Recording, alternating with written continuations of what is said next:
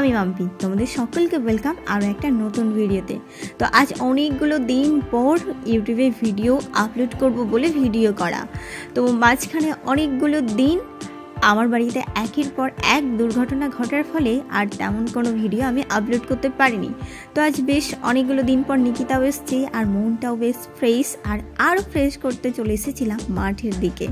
নিকিতার বায়নাতেই আজ খাওয়া দাওয়া শেষ করেই একদম এখন এই 2:45 মতো বাজে, আর তখনই চলে এসেছিলাম এই মাঠের দিকে শাক তুলবো বলে। আর এখন যেটা দেখাচ্ছি সেটা হচ্ছে আমাদের বাড়ির সবজি ক্ষেত। আর এখানে দেখো কত রকমের সবজি চাষ হয়েছে, আর ফুলকপিগুলো কি সুন্দর হয়েছে না। এখানে মূলো, আর এই মাঝখানটাতে আবার রসুন, পেঁয়াজ, মূলোর শাক, পালং শাক, ছোলার শাক, মটরের শাক, বাঁধাকপি, ওলকপি, আরও কত কি, লঙ্কা, টমেটো, বেগুন, মানে যত রকমের শীতের সবজি হয় প্রায় সব সবজি বাড়িতে লাগানো হয়েছে। আর এই শাক সবজি বাদ দিয়েও পাশের জমিতে হয়েছে অনেক বোথার শাক, আর সেইগুলোই আমি তুলতে এসেছি। আচ্ছা, তোমরা ওগুলোকে কে কী বলো কমেন্ট সেকশন অবশ্যই কিন্তু জানিয়ে যাও। দাঁড়াও দেখাচ্ছি তোমাদেরকে কোন শাকগুলোকে আমরা বলি বোথার শাক। অনেকে আবার বোথার শাক, কেউ আবার বেথা, আরও অনেকে অনেক কিছু বলে। তো আমাদের এইদিকে আবার ওই শাকগুলোকে বোথার শাক বলে। আর এইখানে দেখো আমাদের সবজি খেতে কিন্তু ধনে পাতাটাও দারুণ সুন্দর হয়েছে। আর এই দেখো এই জমিরই এই শাকগুলো তুলতে এসেছি। শীতকালে শাক খেতে হয়তো আমরা সকলেই ভালোবাসি, আর আমার তো ভীষণ সুন্দর লাগে শাক। আজও কিন্তু বাড়িতে শাক রান্না হয়েছে। আজকে শাক খেতে এত ভালো লেগেছে যে মাকে বলেছি কালও কিন্তু শাক রান্না করো। তো মায়ের কথা যে ঠিক আছে শাক রান্না হবে, তবে সেটা তুই তুলে আনবি। রোজ রোজ শাক তুলতে গিয়ে অনেকখানি সময় নষ্ট হচ্ছে। তাই আমি আর নিকিতা দুপুরবেলা তেমন কোনো কাজ না পেয়েই বাড়ির পিছনে চলে এসেছিলাম এই শাকগুলো তুলবো বলে। আর একটু তাড়াতাড়ি এসেছি কেননা বিকেলবেলায় আজ যাবো আমরা একটা জায়গায়। তো কোথায় যাবো তারাও গিয়েই তোমাদের দেখাবো। আচ্ছা, তোমরা কে কে এই শাকগুলো খাও কমেন্ট সেকশনে কিন্তু অবশ্যই জানিয়ে যাও।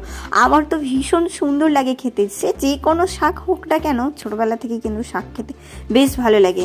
মাঝখানে তো অনেকগুলো দিন ভিডিও করিনি কেননা আমার সাথে একটা অ্যাক্সিডেন্ট ঘটে, আর তার মাঝখানে আবার আমার ঠাকুমা আমাদের ছেড়ে চলেও যায়।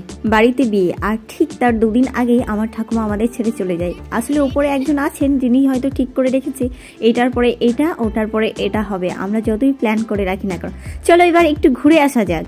ওই যে বিকেলবেলা বললাম যাবো একটু ঘুরতে, তো আজ আমরা এসেছিলাম সুমিত্রাদির বাড়ি। তো আমরা সকল ভাই বোন মিলে এসেছিলাম আজ তার বাড়ি। যেহেতু তার বিয়ের সময় আমাদের ঠাকুমা মারা যায়, আমরা কেউই আসতে পারিনি, তাই আজ এসেছি। আর আসার পরে বাড়ির ছাদ থেকেই দেখতে পাচ্ছি 1100 কবর। এটা হচ্ছে মির্জাফরের পারিবারিক ঐতিহাসিক কবর, যা ইতিহাসে পড়েছি তা আজ স্বচক্ষে দেখছি। এটা কিন্তু আলাদা রকমের এক অনুভূতি। তো মির্জাফর, তার ছেলে, স্ত্রী, আরও অনেকের এখানে কবর রয়েছে। আর আমাদের জামাইবাবু যেহেতু লোকাল, এইখানের কাছেই বাড়ি, তাই উনি কিন্তু প্রায় অনেক কিছুই জানেন যে কোনটা কার কবর। আসলে যারা বাইরে থেকে ট্যুর করতে আসে তাদের গাইড করে, তাই আমাদেরও কিন্তু খুব ভালোভাবে বলে দিচ্ছিল কোনটা কিসের, কোনটা কার কবর। আর এই যে ঘর করে করে মাঝখানে কবরগুলো আছে সেগুলো কিন্তু মহিলাদের কবর, মহিলাদের ওই ঘরের মধ্যে দেওয়া হয়েছিল কবর। আর দাঁড়ো আরও একটা জিনিস দেখাবো, এখানে কিন্তু 2টো পায়রারও কবর রয়েছে। আমরা যারা একটু আধটু ইতিহাস পড়েছি তারা হয়তো সকলেই এই মির্জাফরের নাম শুনেছি। আর এই দেখো এই 2টো হচ্ছে পায়রার কবর। আমাদের এই মুর্শিদাবাদে কিন্তু বিভিন্ন জায়গা রয়েছে যেগুলোর ঐতিহাসিক স্থান হিসেবে কিন্তু ভীষণ বিখ্যাত। আমাদের তো এই জায়গাটা প্রায় পুরোপুরি ঘোরা কমপ্লিট। আর আমরা যেহেতু এসেছি অনেকটা লেটে, তাই কাঠগোলাটা আর ঘোরা হলো না। কাঠগোলাও কিন্তু আমার দিদির বাড়ির খুব কাছেই। তো এবার গেলাম দিদির বাড়ি, তারপর জমিয়ে খাওয়া দাওয়া, তারপর ফিরবো বাড়ি। আজ তবে আসি, দেখা হবে আবার কাল নতুন কোনো ভিডিওর সাথে। চ্যানেল নতুন হলে প্লিজ সাবস্ক্রাইব করে যেও। বাই।